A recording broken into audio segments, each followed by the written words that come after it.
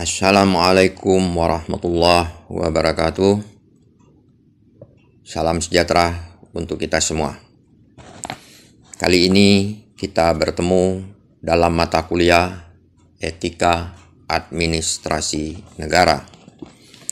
Untuk memahami tentang pengertian etika administrasi negara, maka terlebih dahulu akan dijelaskan apa itu etika dan moral. Etika menurut Solomon lebih merujuk kepada dua hal.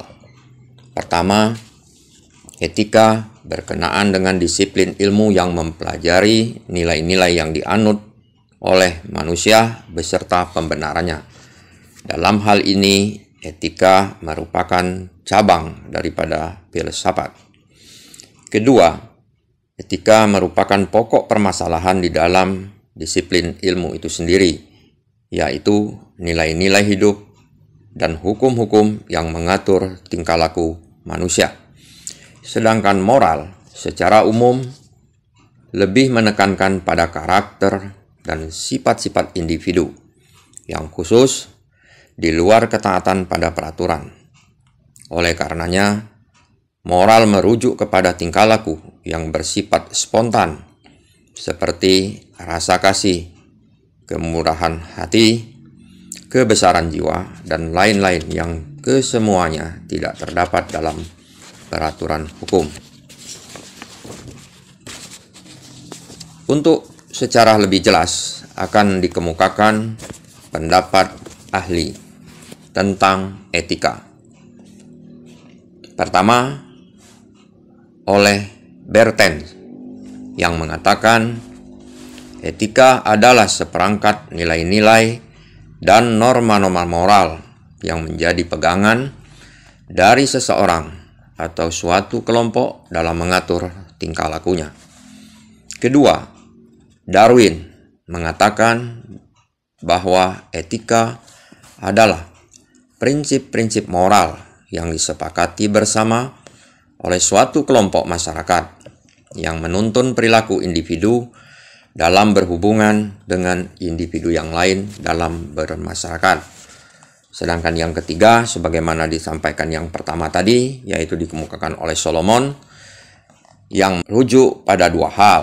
Pertama, etika yang merupakan cabang daripada ilmu filsafat, yang mempelajari nilai-nilai yang dianut oleh manusia beserta pembenarannya. Kedua, etika merupakan permasalahan dalam disiplin ilmu itu sendiri. Moral. Pertama, moral adalah hal-hal yang mendorong manusia untuk melakukan tindakan yang baik sebagai suatu kewajiban atau norma.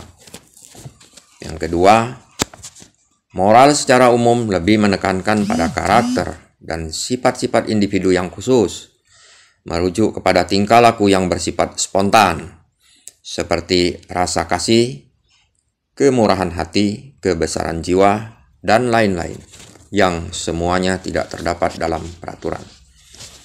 Istilah lain yang berkaitan dengan moral adalah moralitas.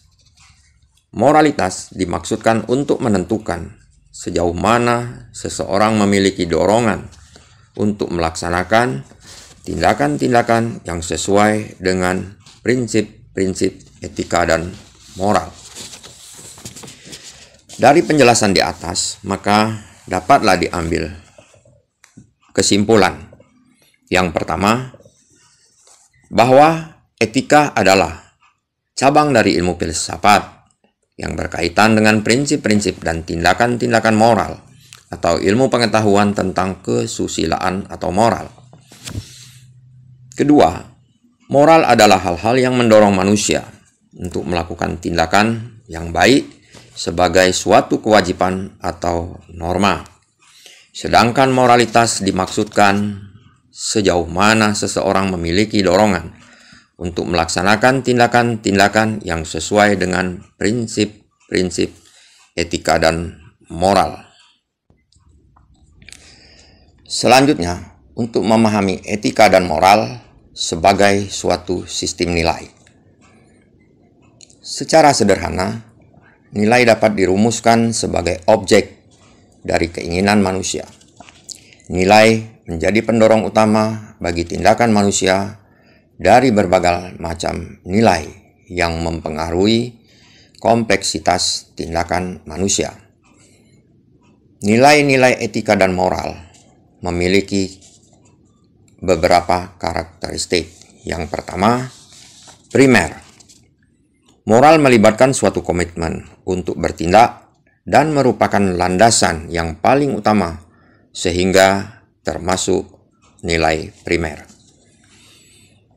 Kedua, real. Nilai moral bukan sekedar semu. Orang yang berwatak hipokrit sesungguhnya tidak mempercayai nilai moral yang bersangkutan. Yang ketiga, terbuka. Ciri universalitas dari moral mengharuskan adanya lingkup yang terbuka. Sebab nilai moral tertutup akan kehilangan nilai universalitasnya. Keempat, nilai bisa bersifat positif maupun negatif. Secara historis, kita dapat menyaksikan perubahan-perubahan penekanan dari nilai negatif menjadi positif, ataupun sebaliknya. Moral berisi larangan-larangan maupun anjuran-anjuran. Kelima, orde tinggi atau arsitektonik. Nilai-nilai yang ordernya rendah tidak memiliki ciri intrinsik yang mengatur nilai-nilai lainnya. Suatu pengaturan yang mengatur melibatkan segala macam tindakan lainnya yang penting bagi moralitas, baik berupa ketaatan pada peraturan maupun pedoman-pedoman spiritual. Keenam, absolut. Moralitas pada manusia mestinya bebas dari sifat-sifat mementingkan diri sendiri yang terdapat pada kehendak relatif. Berdasarkan kriteria nilai di atas, moral sebagai sebuah sistem nilai dapat dikelompokkan menjadi 6 macam nilai, yaitu 1. Nilai primer, sekunder, dan tersier. Kedua, nilai semu dan nilai real. Ketiga, nilai terbuka dan nilai tertutup. Keempat, nilai positif dan nilai negatif.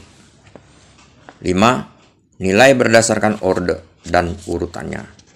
6. Nilai relatif dan nilai absolut. Selanjutnya, pentingnya hukum-hukum moral. Dalam banyak segi, kemajuan ilmu pengetahuan dan teknologi justru mendorong manusia untuk bertindak korup dan melawan nuraninya. Rousseau mengungkapkan bahwa moralitas yang asli dan manusiawi justru ditemukan dalam manusia yang masih alamiah, dan manusia harus identik dengan dirinya sendiri untuk mencapai kebaikan dan kebenaran sejati. Kedudukan hukum moral bagi manusia. Pertama, hukum moral sangat vital bagi manusia. Kedua, hukum moral bersifat rasional dan objektif.